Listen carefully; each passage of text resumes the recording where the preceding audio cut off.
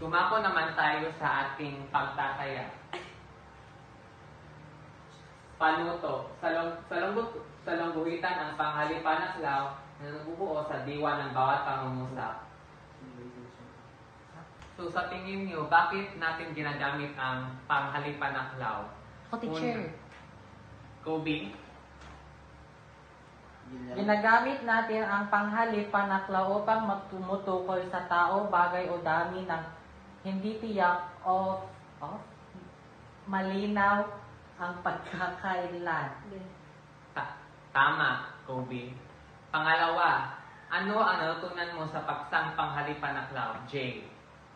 Importante kasi nakatutulong sa pagiging malinaw at maayos na pangungusap. Tama, Jay. Magaling.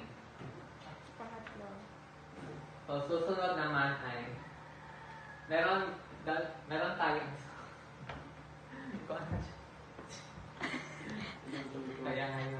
Action. Kaya ngayon ay kunin niyo ang iyong mga kwaderno at meron tayong gagawin na pagtataya.